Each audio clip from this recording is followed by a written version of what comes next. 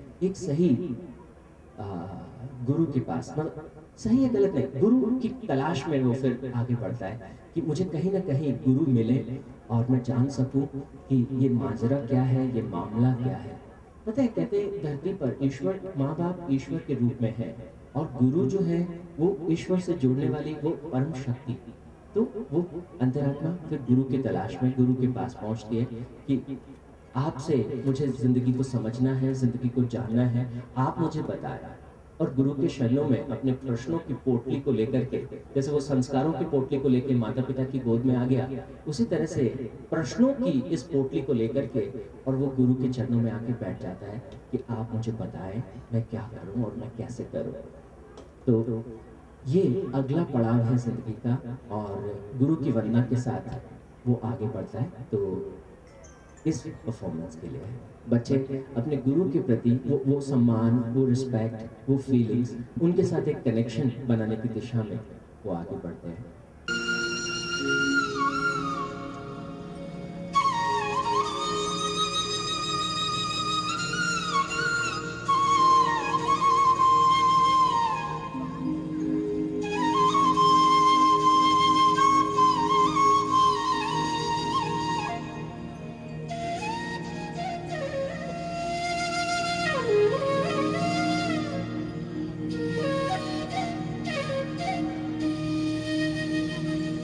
जित बिठरावे तित ही बैठूं,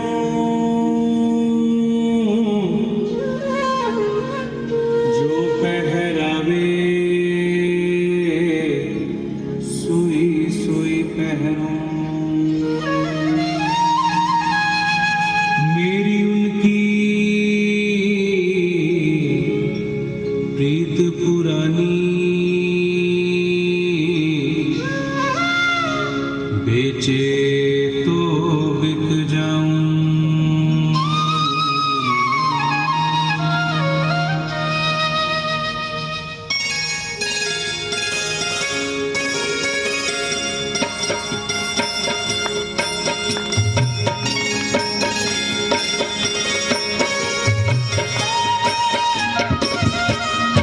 गुरु मेरी पूजा, गुरु गोविंद,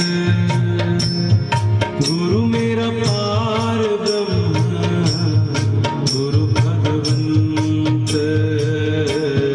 गुरु मेरी पूजा, गुरु गोविंद, गुरु मेरा पार ब्रह्म, गुरु भगवंत। गुरु मेरी पूजा, गुरु गोविंद, गुरु मेरा पार ब्रह्म, गुरु भगवंत। गुरु मेरी पूजा, गुरु गोविंद,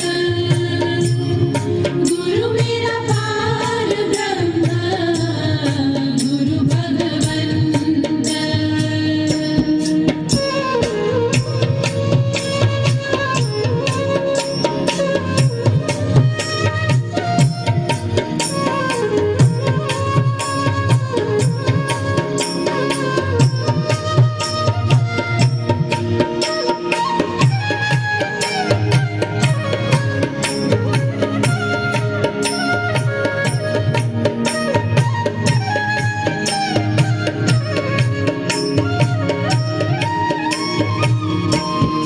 गुरु मेरा देव अलख अभेव, गुरु मेरा देव अलख अभेव।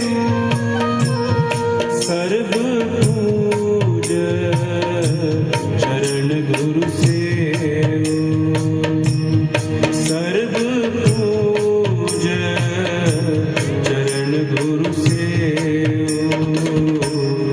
गुरु मेरी पूजा, गुरु गोविंद, गुरु मेरा पार ब्रह्म, गुरु भगवंत।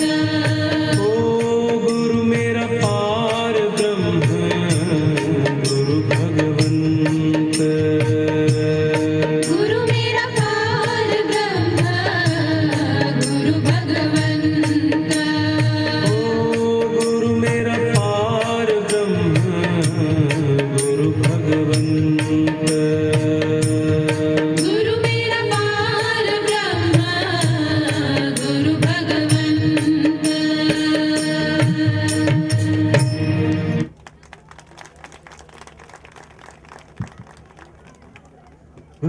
महिमा के साथ अब अंतरात्मा की यात्रा आगे शुरू होती है।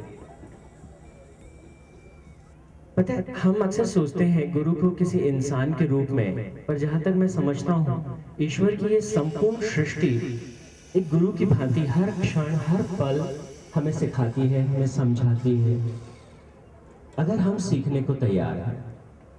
और बच्चों को हमें उसी भांति तैयार करना चाहिए, as a parent, as a teacher, कि वो इस प्रकृति के एक एक जर्रे से वो सीखें, उनके प्रकृति के हर एक कण के प्रति, हर एक हिस्से के प्रति उनके भीतर वो अगाध प्रेम, वो एक सेंस ऑफ ग्रेटिट्यूड बच्चों में होना चाहिए। और तभी वो कनेक्ट कर पाते हैं इस विराट ब्रह्मांड के लय के साथ। जब गुरु के चरणों में आके और सीखना शुरू करते हैं इस जिंदगी के बारे में, जब इसे जानना शुरू करते हैं, तो जब ऐसे जानना और जब हम बात करते हैं कि सीखना है, तो सीखना मतलब क्या?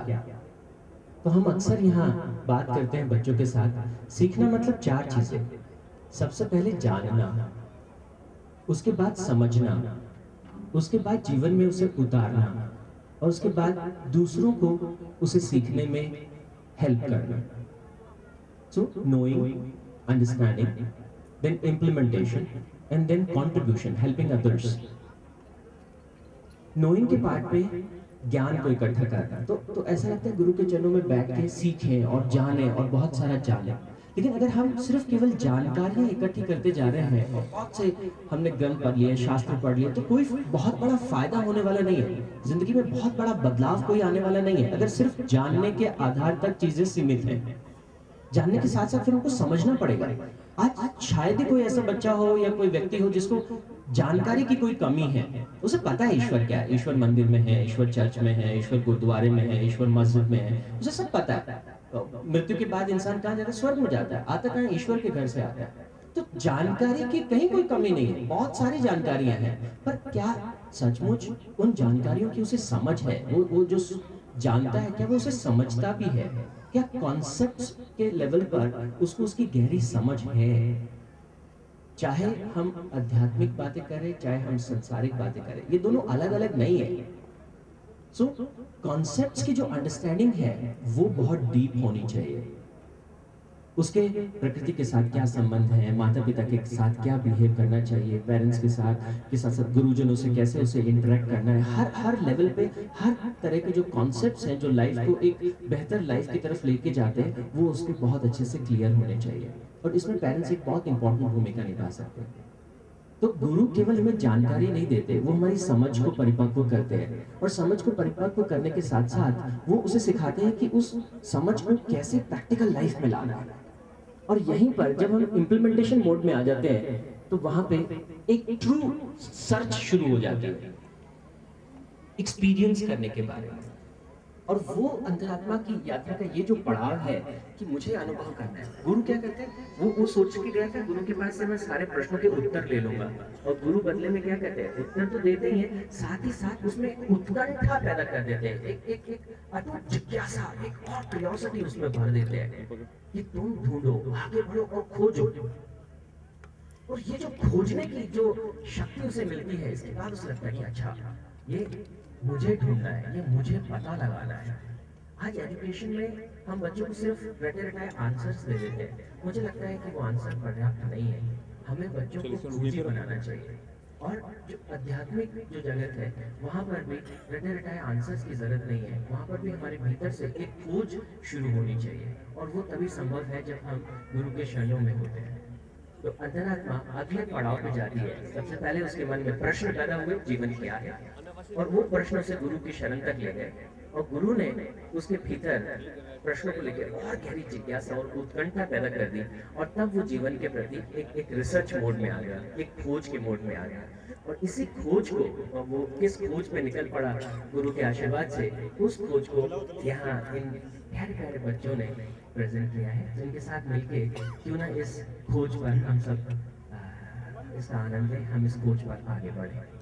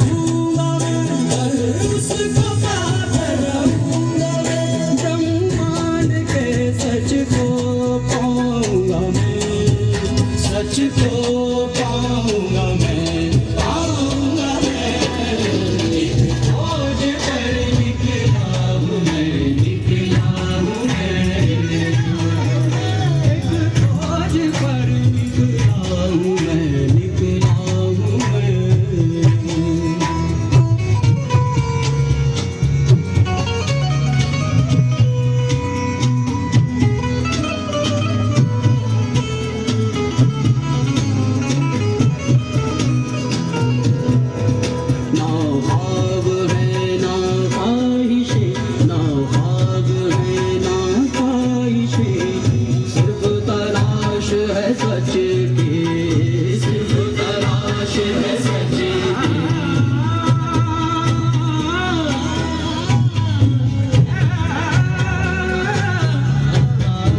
सच का दीवाना बन दुनिया तलाशने चला हूँ मैं, चला हूँ मैं। खोज कर निकला हूँ मैं, निकला हूँ मैं। एक खोज पर निकला हूँ मैं, निकला हूँ मैं। एक आग तेरे इस दिल में, साहस है तेरे जिस्म में, मंजिल को तू पाएगा। तपस कर ऐ दुनियावासी, अपने आप को खोज सन्यासी। ब्रह्मांड के सच को पाएगा तू, एक सच के अटूट प्रेयसी। एक आग तेरे इस दिल में, एक आग तेरे इस दिल में, साहस है तेरे जिस्म में, साहस है तेरे जिस्म में। मंजिल को तू पाएगा, मंजिल को तू पाएगा। तपस कर ऐ दुनियावासी, तपस कर ऐ दुनियावासी। अपने आप को खोज सन्यासी, अपने आप को खोज सन्यासी,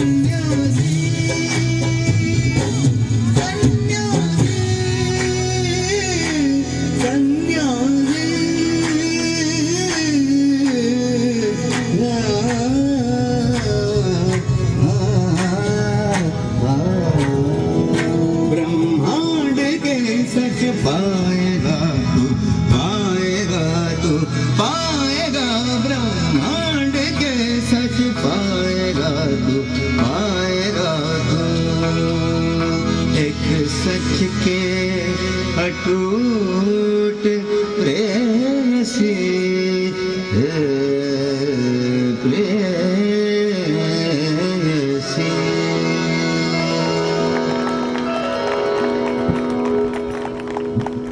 खोजने की चाहत हो और बहुत गहरी चाहत हो, गुरु का आशीर्वाद हो, तो उस अंतर्यामी को खोजा जा सकता है। और उसे खोजने के लिए कहीं हिमालय जाने की जरूरत नहीं है, उसे खोजने के लिए कहीं ब्रह्मांड में विचरण करने की जरूरत नहीं है, क्योंकि वो तो ऐसा है जिसे खोया ही नहीं जा सकता। उसे देखने की जरूरत है, उसे महसूस करने की जरूरत है। और वो महसूस हम तभी कर सकते हैं जब बच्चों को बचपन से, जैसे मैंने अभी कहा, हम उनकी हेल्प करें, हम उनको सपोर्ट करें, हम उनको कनेक्ट करें प्रकृति के साथ, नेचर के साथ, उस ईश्वर तत्व के साथ, हम उनको सपोर्ट करें। कुछ पेरेंट्स ऐसा भी सोच सकते हैं कि कमलेश सर पता नहीं बच्चों को जोगी बनाना चाहते हैं क्या। ऐसा नहीं है। असल में हम सबके भीतर वो शक्ति बार बार हमें प्रेरित करती है अब उस खोज के लिए, उस सर्च के लिए। और जब हम जीवन को आध्यात्मिक रूप से बेहतर समझते हैं तो मुझे लगता है कि जो कुछ भी हम यहाँ अचीव करना चाहते हैं, जो कुछ हम हासिल करना चाहते हैं, वो बहुत मुश्किल नहीं रह जाता, बहुत सहज हो जाता है, बहुत आसान हो जाता है। इस समझ के बिना मुझे लगता है ज़्यादा काम नहीं आती।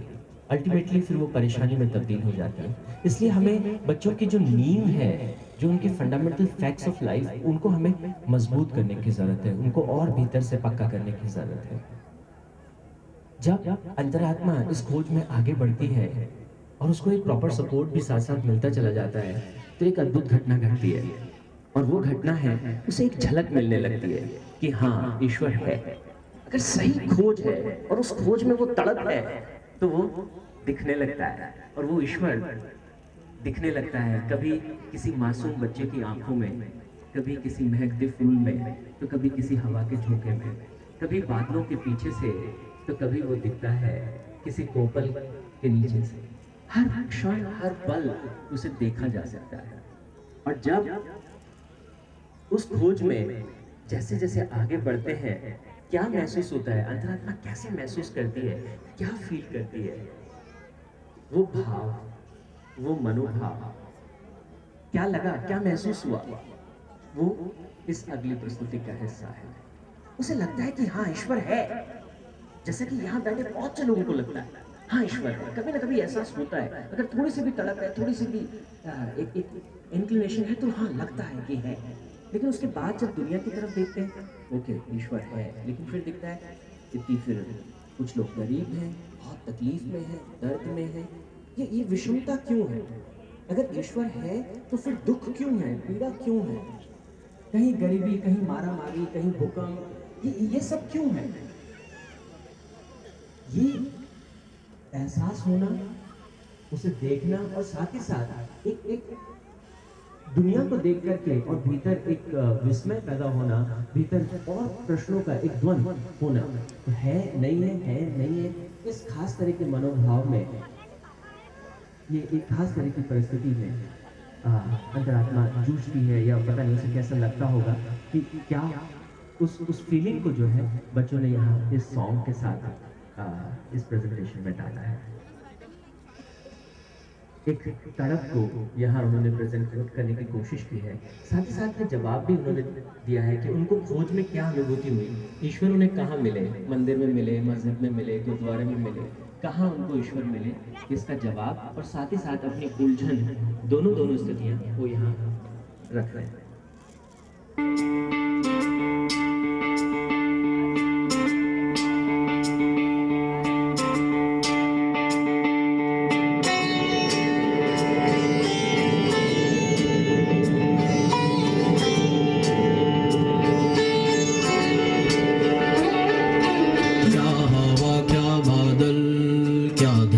क्या अंबर, क्या हवा क्या बादल, क्या धरती क्या अंबर, क्या पर्वत क्या सागर, क्या बस्ती क्या जंगल, क्या पर्वत क्या सागर, क्या बस्ती क्या जंगल, तू ही तो है सब में है तेरी छाया। क्या हवा क्या बादल, क्या धरती क्या अंबर, क्या हवा क्या बादल, क्या धरती क्या अंबर, क्या पर्वत क्या सागर, क्या बस्ती क्या जंगल, क्या पर्वत क्या सागर, क्या बस्ती क्या जंगल, तू ही तो है सब में है तेरी छाया। क्या हवा क्या बादल, क्या धरती क्या अंबर, क्या हवा क्या बादल, क्या धरती क्या अंबर।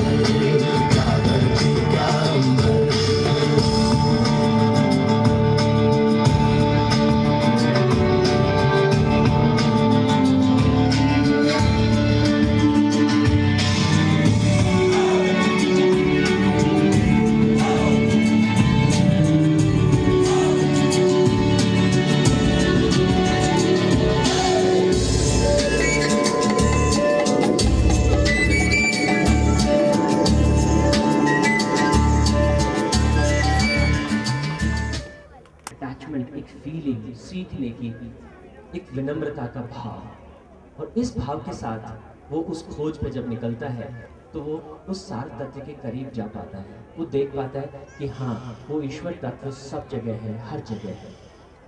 और जैसे जैसे वो ईश्वर तत्व, जो हमारी संस्कृति को अगर हम ध्यान से देखें तो उन्होंने हमें क्या सिखाया, परमात्मा कहाँ है? तो उन्होंने कहा परमात्मा सब जगह, पेड़ में है। तो पेड़ को काटना नहीं है, पेड़ की पूजा करनी है।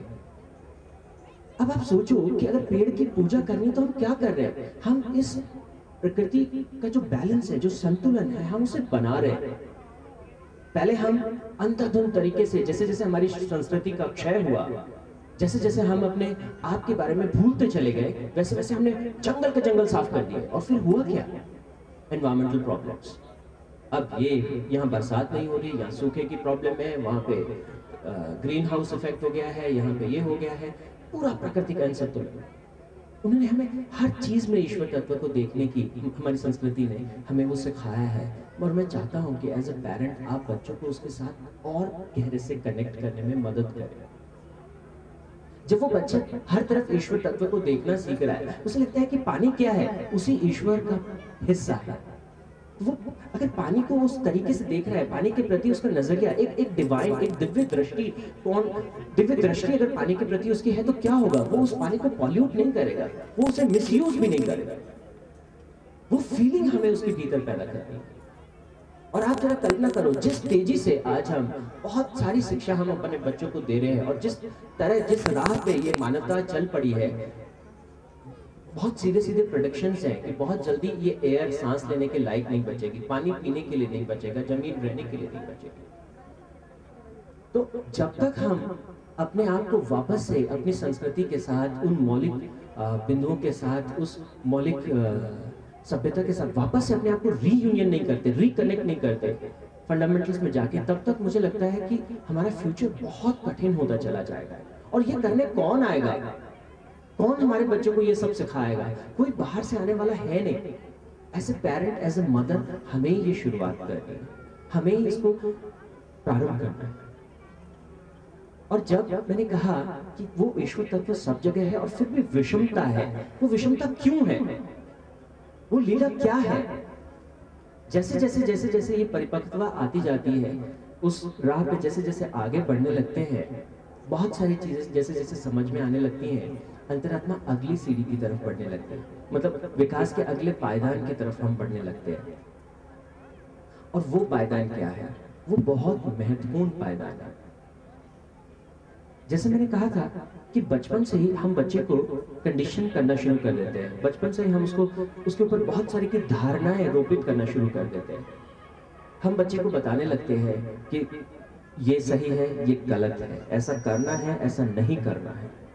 बहुत सारी तरह की चीजें उसमें, गलत सही, बहुत तरह की कंडीशनिंग हम उसके ऊपर इम्पोज करते चले जाते हैं। और वो धारणाएं जो है फिर जीवन भर दुख देती है। अगर एक बार बच्चे ने बहुत अच्छा परफॉर्म नहीं किया किसी एग्जाम में या कहीं पर भी, तो माता पिता उसको टोकने लगते हैं, तुम तो कर नहीं सकते, तुम ये नहीं कर सकते, तुम वो नहीं कर सकते। ये गलत है। और अगर बच्चे ने बहुत बढ़िया कर दिया तो भी हम उसको एक फीलिंग देते हैं, वाह देखा मेरा बेटा बेस्ट है, बेस्ट है। अब यहाँ पे हम दो तरह से बच्चे के लिए प्रॉब्लम्स पैदा कर देते हैं जाने अनजाने में। पहला, हम उसमें एक सुपीरियरिटी कॉम्प्लेक्स पैदा करते हैं, अगर तुम टॉपर हो तो you are the best, you are number 1। और दूसरी तरफ हम क्या करते हैं, अगर वो नंबर 1 नहीं है तो हम उसमें इंफीरियरिटी कॉम्प्लेक्स ले आते हैं। और ये सारे के सारे कॉम्प्लेक्सेस जीवन को बहुत संकुचित करते चले जाते हैं, बहुत प्रॉब्लम्स पैदा करते चले जाते हैं, और जीवन का जो रस है, जीवन का जो सार है, उससे हम भटकते चले जाते हैं। एक बार मैं एक कॉन्फ्रेंस में था, और मैं बहुत धन्यवाद करता हूँ, हमारे शाना के ही एक पेरेंट हैं, उन्होंने मुझे उसमें इन्वाइट किया था। यूनेस्को की कोई कॉन्फ्रेंस थी दिल्ली के आसपास। वहाँ उन्होंने कहा कि हमारी जिंदगी का मतलब, जिंदगी में हमें क्या चाहिए, what is the purpose of life, इस पर डिस्कशन हो रहा था। और बहुत सारे टीचर्स देश भर से उसमें आए हुए थे, प्रिंसिपल्स और वो सब, और सबने कहा हमको हैप्पीनेस चाहिए, हमको पीस ऑफ माइंड चाहिए, हमको जो है वो सेरेनिटी चाहिए, पवित्रता चाहिए, इनोसेंस चाहिए, ब्यूटी चाहिए, मतलब ऐसे कई तरह की चीज़ों